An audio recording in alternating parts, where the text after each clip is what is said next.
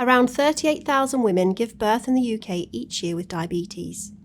While many women have healthy babies, diabetes can increase the risk of complications for the mother and baby, both during pregnancy and later in life.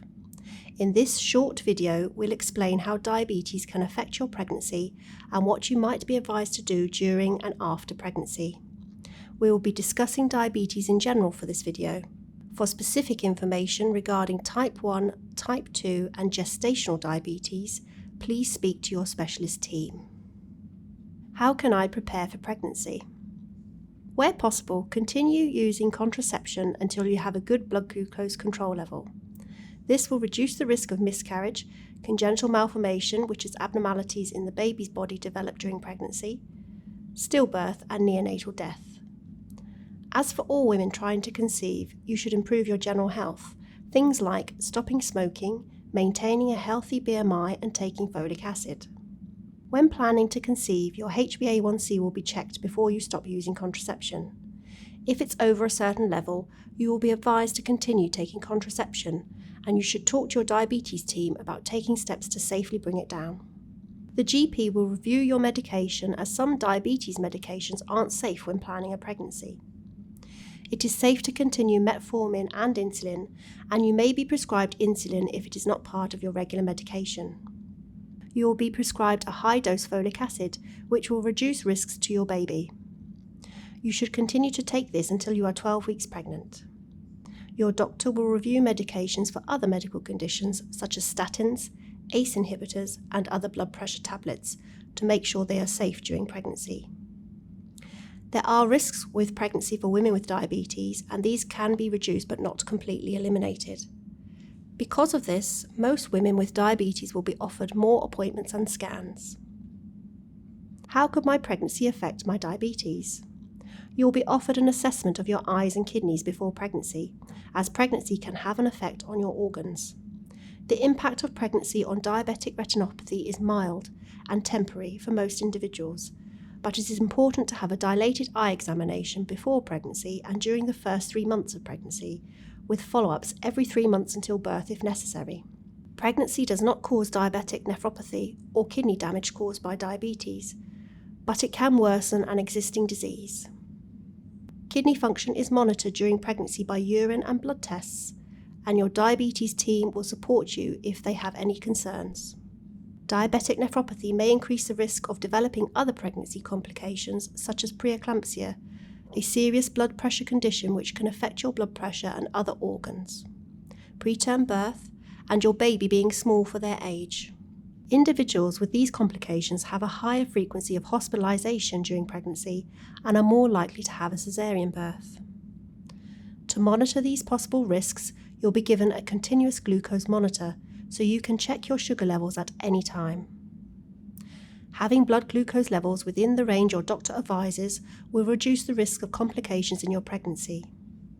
Your diabetes team will arrange regular appointments with you to check your blood sugar, monitor your baby's growth, and discuss any concerns you might have.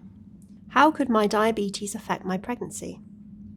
Diabetes can increase the risk of a number of pregnancy complications, including miscarriage, having a large baby, also known as macrosomia, preterm birth and stillbirth.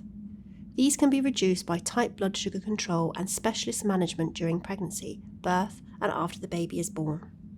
What should I expect during my pregnancy? Antenatal. You'll be looked after by a multidisciplinary team throughout your pregnancy, consisting of a diabetes consultant, diabetes nurses, a diabetes midwife and a maternal medicine obstetrician in conjunction with your community midwife, who will perform the routine antenatal and postnatal care that all pregnant women receive. You will have an early review with your multidisciplinary team to ensure optimum blood sugar control, and your medication will be reviewed.